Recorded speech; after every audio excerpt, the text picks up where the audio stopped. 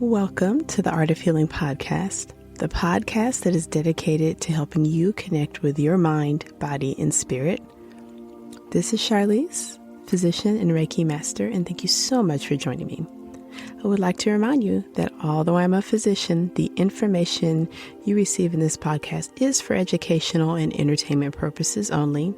You can find my full disclaimer at my website, www.healingartshealthandwellness.com.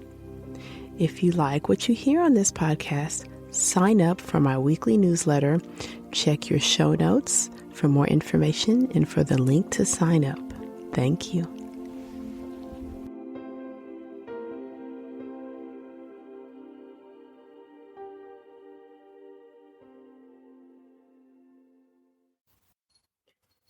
Hello, and welcome back to the Art of Healing podcast. This is Charlize, and thank you so much for joining me for today's episode, which is Mindful Approach to High Blood Pressure Part 2, Mindfulness.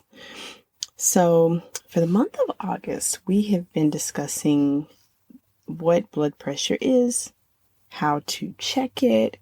We have discussed what could be going on inside your body that could be raising your blood pressure. And then we've also discussed the approaches you can take at home in your lifestyle to help heal your blood pressure. And that was particularly the last episode. So for today's episode, I wanted to hone in a little bit more specifically on the mindfulness and the meditation aspect, how that can show up in your lifestyle as far as working with your blood pressure, some of my advice to approach it on a minute-to-minute basis, as well as in a more formal fashion. And then for next week, we will have a meditation practice we'll do together that you can keep as part of your regimen, especially if you're new to the topic and you're trying to figure out how to incorporate this. So, as we previously discussed, stress definitely is at the root of many diseases, and stress is likely playing a role in nearly all causes of high blood pressure. I mentioned in one of the podcasts that my observation is that oftentimes the stress has been present for a long time, and the person who's experiencing this, you may be experiencing this yourself, that your tolerance of stress, your set point of what you might call stressful, has gone higher, so that you've learned to live at higher and higher stress burdens, which resilience is a form of that. Resilience we need to be able to recover from what life throws at us, but we don't always need to not necessarily tune into how this is affecting us on a physical level, on a mental level, and emotional level. So acknowledging that likely stress is playing a role would be the first start. And not that you need to judge or even to panic, but just recognizing that there's probably multiple aspects in your life that it would probably be beneficial to address. In the previous podcast, we did discuss diet, kind of catch-all advice on a way to eat a little bit healthier and clean. We discussed relationships. We discussed sleep. And so those are worth addressing. But as you're working through this, we don't want to create more stress. So the advice I usually share with my patients is that we maybe want to pick, a very small aspect of your life that we feel can be influenced, and something that you can influence even immediately. It won't take any other task or other steps, and maybe to start to hone in on that. So for instance, like if it's sleep, and doesn't appear that like you're getting enough sleep, then maybe we want to look at your evening regimen and figure out if there's maybe some task that doesn't need to be done in the evening, or look at your morning and see if there's maybe something you can put off so you can sleep in a little bit more. Make very, very tiny steps. We don't need to make big steps and create more stress. So when we're dealing with the unremitting everyday nature of stress and the fact there's probably many aspects of your life that are very stressful, learning healthy breathing as a habit really can go a long way, can really help keep your energy levels up, can really help with your mood. Of course, it's not the answer to everything. In the June 21st podcast, I mentioned the SitWell versus the ouchy slouchy, the names I gave to habits of how you may keep your body in space. So when I refer to SitWell in the podcast, and this also comes up in the 21-day meditation journey in the book, you are hoping to sit in a way that the part of your bottom that sits on the chair is supported, and that your pelvis is oriented in a way that your belly can expand easily and contract easily. And then you're also looking to see if your chest, which contains your lungs, which are huge. We often sort of forget that our lungs are really pretty large organs, and they need lots of space. And we can create the space, especially while we're sitting, by making sure that our chest doesn't cave in and the shoulders don't pull forward all the time, that the shoulders are relaxed and they're sitting further back, which allows your neck to straighten up. And then naturally your head will sit where it's supposed to, directly over your spine. So sitting well, you can always find your sit well posture by doing some seated cat-cows. You can do like a small version, like maybe if you're in a meeting, you don't want it to be too obvious. Or if you're about to do like a brief meditation, it's nice to do an exaggerated form where you really roll the pelvis forward and let the belly push out and really inhale into the chest. And that's the inhale, and then you exhale by forming a C with your spine and contracting the belly inward so it's empty and it's small. And then you purposely cave the chest in and roll the shoulders forward, let your head drop. And doing both of those repeatedly can really help to you find your natural posture that hopefully you can actually make a bit of a habit so that your energy level stays up the entire day. I try to do that myself even throughout my day, just to find that sit well. So I make sure I don't sort of cave my chest in and a hunch over, which will start to make multiple changes in your body, which will lead to your heart racing faster, because you're not getting deep, effective breaths in. And when that cycle repeats itself hour after hour, day after day, week after week, it sets you up for having health conditions, from, minor things to headaches to big issues like high blood pressure.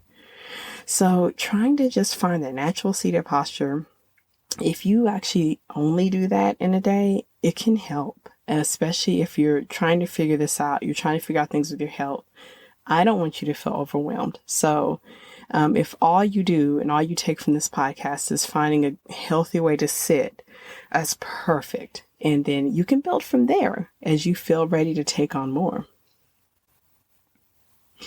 We had talked about your schedule. I think in the previous podcast, we talked about our schedules, our lifestyles, and what our days look like. And if every moment of the day is scheduled or structured, what that could mean for us. And one recommendation that I frequently make is that if you're considering adding meditation, some of the advice you may be seeing or you may have heard is it has to be 20 minutes a day or it doesn't work. So if you're going to try meditation, a guided meditation, or if you just want to have your own minutes of mindfulness, there's no time limit. There's no quantity. It's simply doing it. So if you have 1 minute to spare, then that 1 minute's a blessing. If you have 20 minutes to spare, fantastic. Definitely take advantage of that. But I like to point that out to people that life is life. Life will happen, and it can be hard to carve out that time for yourself. So never feel that if you only spend 5 minutes in a time of quiet, that it's wasted. That's not how it works. That 5 minutes is for you. And part of what we're learning about life in all of us and our stress levels is that having every moment structured, dedicated, doing, outputting is not allowing us just to be, not allowing us to be in our own being, sort of. So it might be possible to find the 5 minutes at the start of your day, or you may find the 5 minutes throughout your day. You may want to look at your day at some point and even see if there's just random times where you really could take 5 minutes. For instance, if you maybe are waiting for a video meeting to start and your internet's taking time to get the meeting fired up, you can rest in that moment, focus on your posture, take some deep breaths until the meeting fires up. And in that few moments of devotion to yourself can really help to improve your health and your energy. We often think of an activity like meditation as something that has to be done when you're completely seated still with no movement. But you can definitely engage in meditation and definitely mindfulness if you're doing an activity such as walking. If you're at a place in life where you feel like your body's too restless, if definitely you've got things going on that's keeping the thoughts racing and your body just really can't sit still, then you really don't have to. So there's a number of guided meditations you can do walking. You can do a mindful walk, which is you simply go walk without any distractions. You don't listen to anything. And while you walk, you take your attention to your feet, then to your legs. You notice your breath while you're walking. Then you take your focus to the scenery around you and make observations about what you see. You make observations about the temperature, maybe observations about yourself. And during this walking mindfulness session, there's no goal you're trying to accomplish. You simply just walk and keep your focus on the here and now. But of course, you can do a guided meditation while you're walking as well. Doing a few stretches before you begin to meditate can help with some of the restlessness. So, honestly, the practice of yoga really centers around moving the energy in the body in preparation of a meditation practice. As previously mentioned, like a quick seated cat-cow or a few forward bends can help if you're about to meditate. And those actually help even during your day if you're feeling restless. You can do some side bends to help you feel centered, but I always know, like, if you feel that kind of antsy restlessness, stretching the muscles can often help to relieve that. So thank you so much for joining me. This podcast is somewhat short. It was somewhat of a continuation of the previous podcast, but lots of information covered. And definitely let's get back together next week where we'll actually perform a little bit of a meditation together, which is always nice. I really love that quiet time of meditation. So we'll do one together next week. Once again, thank you so much for joining me. If you are wanting to start your meditation journey, I have written an ebook called The 21-Day Meditation Journey, Your Journey to Health and Wellness, that's available on Amazon.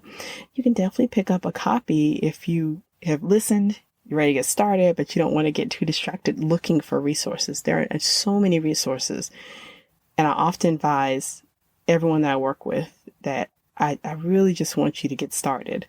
So there's all kinds of apps. There's all kinds of ways. Whatever resonates with you, it feels best for you.